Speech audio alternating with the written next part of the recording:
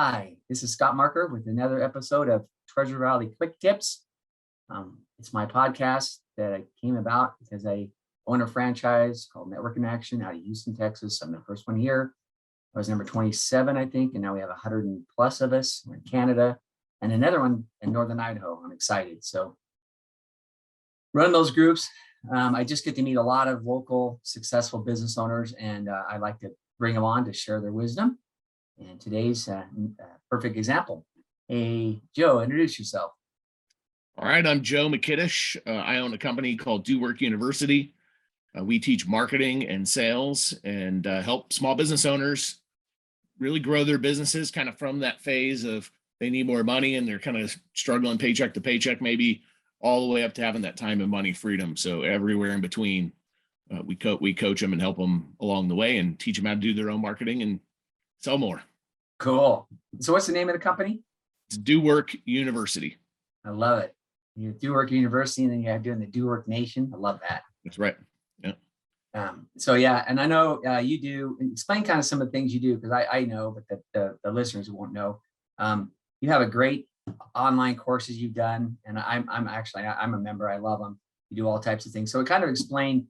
You do in person plus you do online courses. So kind of explain the two and the differences. Yeah, and one learning style, it doesn't fit everybody, right? So the people who like to sit in front of a computer and watch 5 to 10 minute videos and work along through that may not be the same type of people who want in-person live workshops or even workshops on Zoom where they can interact with me. So I do both, so I can cover kind of everybody and their learning styles.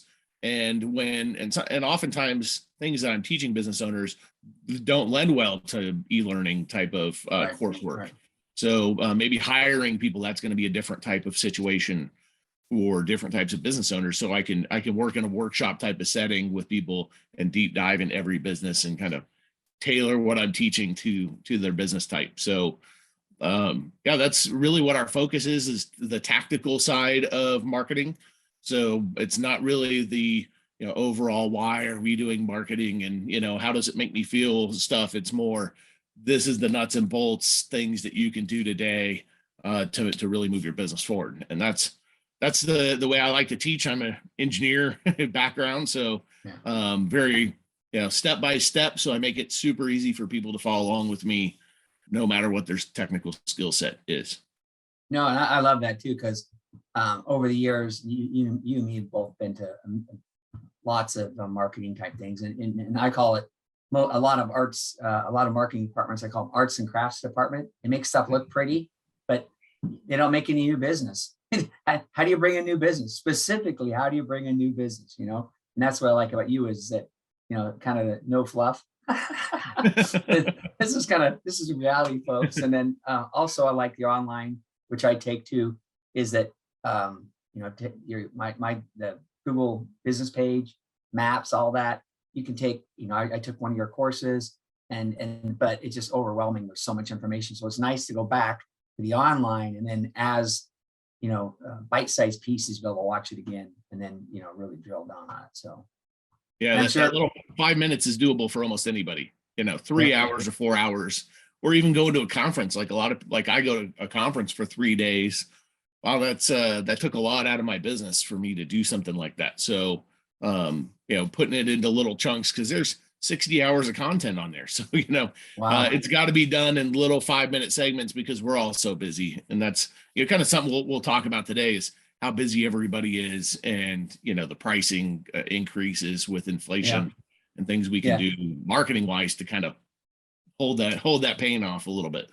Cool. Well, if I don't make sure you bring it up, but you and me will get going and we can go a million different directions. So I didn't miss it this time. I wrote them down today. So, so with the economy, the changes in the economy right now, what should business owners be doing right now? Yeah, and that's a great question. The thing about the economy that's happening right now is we all know that inflation is going up. We don't really understand what that means oftentimes to our own businesses. But Warren Buffett's a good kind of indicator if you listen to him, where he's talking about his prices coming into his business or businesses across the board are increasing. So he's increasing his pricing to kind of match that, which is how inflation works, right? We're in pricing of all of the things that make the economy, like fuel and, rents and, food. All those things are increasing. So we have to increase our pricing to cover it. Otherwise, as the inflation happens, our businesses go down, right? So, one of the things that a lot of people do at this time is they pour more money into marketing, hoping that more customers will fix their problem. Right. But what they don't realize is we can learn from history on what we need to do, which is that 2006, 2007, 2008, 2009 timeframe. We are kind of on the front end of what it looked like back then, with inflation increasing, the economy, businesses. I mean, there's a business literally across the street from me that was the biggest construction business, one of the biggest construction businesses in the area. And they were one of my customers back then. And they had bought brand new F-350 trucks, and they went and completely out of business. The repo guy came and repoed all their trucks and took all their stuff. And I ended up losing probably $40,000 in equipment that I'd sold them. They had paid me yet. So, wow. If you think about us as business owners, there's things that we need to do. One is we need to get rid of our, receivables, right? So if you've got accounts receivable and you've got a big accounts receivable sheet that you're expected money to come in on, you need to trim that down. You need to move from net 30, net 60 to net 15 or get paid immediately. If you don't do that, then you're going to get stuck with not being able to receive your money. And that's a problem with marketing, and sales, is we just want to go sell more stuff. And we don't think about that we might be actually damaging the business selling things on the wrong terms. And, the other thing is we all have to increase our pricing. If we don't increase our pricing right now, then you're going to be behind, and your business you're acquiring more customers at your old pricing model. And it's actually going to cost you more to serve them. If you're driving to them, it's costing you more in fuel. Yeah. You're taking them out to lunch to wine and dine them, it's costing you 20 to 30% more than it did a year ago. So all these things need to be taken into account. Every single business needs to increase their pricing, probably by at least 10% in order to weather this storm. So I was fortunate to have a coach who coached me through this in 2007. I did all these things, and our business grew 400% in 2007, wow, and over 400% in 2008, because we took those steps. Our business didn't suffer, even though I lost all that money on that business across the street. That was only one of the very few that actually hurt me. Right. Well, yeah, that's good. I mean, again, you're talking about marketing stuff, and again, you can bring all the business in, but if you don't make money off of it, right, profitable money off it, you can bring in, if you're losing money, and part of that ties right into it. So that a lot of times when you talk marketing, I guess deep dive you do, but a lot of people just glaze over that and bring in a new customer, don't think about, what's going to cost to maintain them. And then the prices you gave them, maybe you gave them that price 6 months ago, is it still good now? Probably not. No. You'd have an asterisk on there. So with that being said, again, raising prices, right? Trying to get raising price, but what else can they do? Business owners here do, they really can do it anywhere, but we're here in the Treasure Valley, Idaho, is what other things can business owners do to ensure that they keep growing and have? Well, the number one thing is to shore up their power base. So over the past several years in the economy, it's just been going gangbusters. And so you're getting all the business you need without maintaining the strong relationships with your power team, right? The people who refer you business on a regular basis. So if you look at that, let's just say I've got 3 or 4 different people who regularly refer me business. I may have gone, hey, I'm going to talk to those people once a month because I'm getting so much business from other areas just naturally. Well, we need to go back to think back. Some people weren't in business back then, but in 2007, what I did was I looked at all the people who had referred me business over the last several years, and I made a concerted effort to go in and help them with their businesses, build back and strengthen those relationships. If I, they'd kind of been, ignored a little bit, then go back in there and really focus on helping them and building those relationships back. And those people, we just helped each other through the economic kind of turmoil. Yeah. And those people still are in business today. And I'm still in business today, primarily because we were able to help each other through that kind of tough time, where the people who were just kind of pulled back in and we're just going to just hit the phones and go sell new people without strengthening the relationships, those people kind of suffered and maybe even went out of business during that time. And I think that what you'll see is the local, especially in the Treasure Valley or, everywhere across the country, you do business locally. You need to find those people who are your power customers. I like to call them my power base, right? They're my power base of people who help me drive my businesses forward. I could change my shirt and my name badge to a different company and they would still help me grow whatever new business that is. Right. Those people, I need to take the time, slow down a minute, have coffee with them. How can we help each other through this kind of economic turmoil? Not that I'm saying we're going into some kind of like depression or some kind of weird thing like that, but like we did back then. But with inflation being the way that it is, my costs in my business have increased almost 15% over the last 6 months.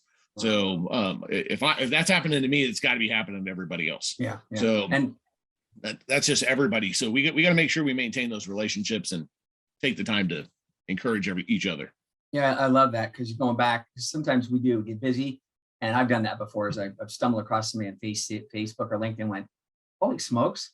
You think about it, and time. Anyway, like you said, maybe make a little chart. Here's my power team that's really humped out, and stick them on the wall. Right. I'm a list guy, so then right off, like, okay, call Ben. I'm going to call back Corley. No, that's really smart. That's the same thing to do with your top customers too, which could be the same part of the same people, but is we all get busy and then we start always looking for the shiny new logo business, and we forget who got us to where we're at, to existing customers. And that's exactly right, Scott. It's kind of funny because my next 2 days on my calendar, I have 4 hours blocked out each day to call my top customers. Right? I want to make sure that I give them some encouragement and help them along the way, talk to them about their pricing. Several of them I've talked to last week they're all increasing their pricing by 10% because of our conversation. They need sometimes permission, right? Yeah. They're like, if I raise my prices 10%, my customers are going to go away. So far, I've helped over a dozen customers raise their pricing by 10%, and none of them have lost customers. Maybe one or two here and there, but the reality is we need to protect our own businesses. We can't worry about how people are going to feel, because we're going to feel really bad when we don't have any money. Encourage each other and take that time, like you said, your top customers. If I have any advice for people, to spend the next week and look at your top, say 20 or 30 customers, and send them a text or call them and just go, hey, I'm here. And, I'd love to have a conversation with you and just make sure that your business is doing well and see what I can do for you.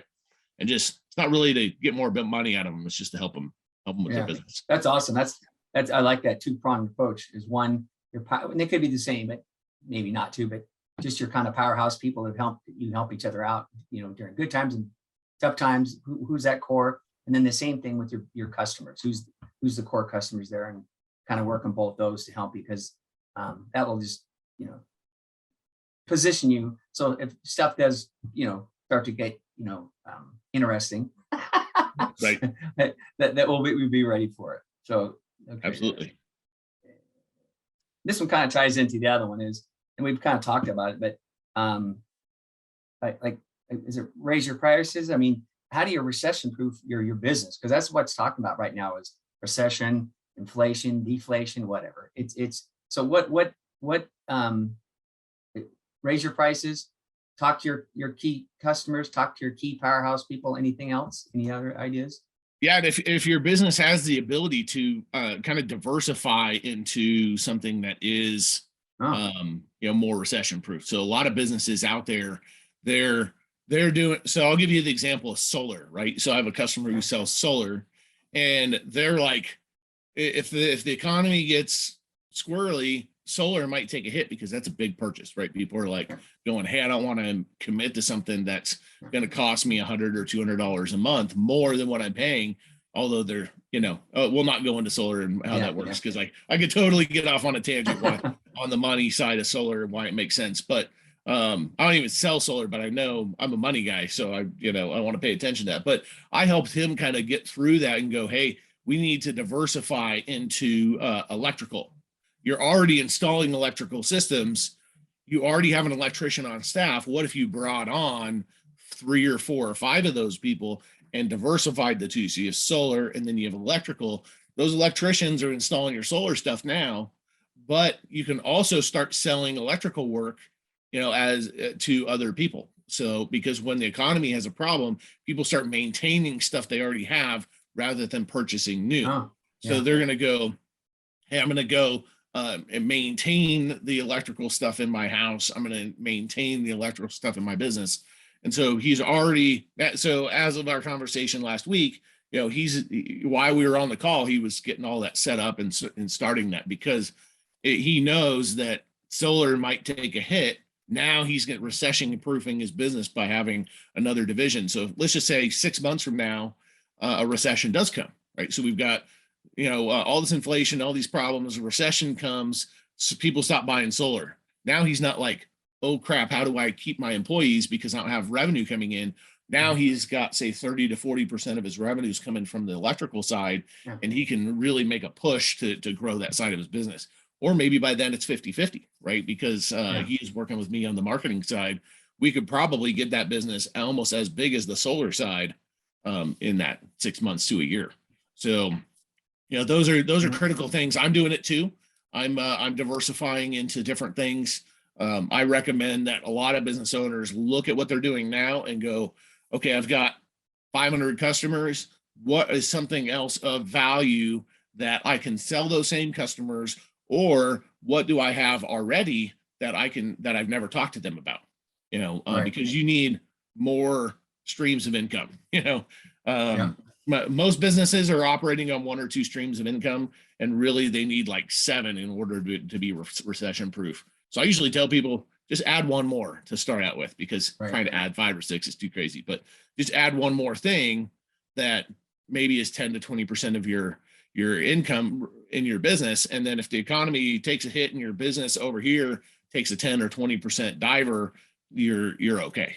You can maintain that. No, I love that too, but because again, looking at diversification, because that, I mean, if you're doing one thing, what else, like you just said, somebody's a landscaping company, right? And maybe people want to start doing their own lawns because they want to get right. But what else can you do? Can you wash windows? And when in the winter, can you do snow removal? Can you put up Christmas lights? I mean, those are all the things that I've seen other companies do that kind of diversified, also keeps their employees working year round, but diversifies their work so that if one of them kind of takes a hit, they still have a lot of other things. So 100%. And those are things that, people who work in the trades with their hands, it's easy for them to kind of diversify. So if they're doing like, installing gutters, maybe they add on cleaning gutters into their business, because people are not going to be installing as many gutters during the recession, but they're going to maintain the gutters they have now. So they do a gutter maintenance type of program. So these are all things that we need to be considering in our businesses and make sure that we're recession proofing our business. I'm no different than you, Scott. We're B2B, we're servicing businesses, and we need to be thinking, how can we provide them more value than what we've been doing, right? And give them more help during this time, right? So because we know that, say, 20% of each of our customers, like 20% of my customers and 20% of your customers, are going to suffer badly during a recession. So what things we need to be thinking now, what things can we do to give them a hand up during that time, and maybe help them to start thinking for them, because it's hard to think about your own business sometimes. But you and I have been friends for forever, and we know a lot about business. So when we're looking at one of those customers, we can see stuff they can't. So we can go to them and go, hey, I don't know if you thought about this, but maybe diversifying and adding another stream of income over here might help you recession proof your business. And then they go, oh, I never thought about that. And then they can go action on that thing that we're talking about. And so that's kind of the conversations I'm having. I mean, I've got probably 20 of those conversations already booked on my calendar for the next week, where I've looked at my customers and I'm like, I better call them. And I'm like, let's just schedule 15 minutes and let me give you a little tidbit that can help you out. Yeah, I love it. And the big takeaway on that one, again, it's one of these kind of light bulb moments, is you're doing new maintenance. right? You're selling new. What's the next thing? Maintaining them, right? So if people stop buying new ones, you're maintaining them, you know? So you do both, but I never thought about the two big swings could be, you know, you go from doing most of your business is new, right? And then all of a sudden that kind of dries up and you switch to maintaining.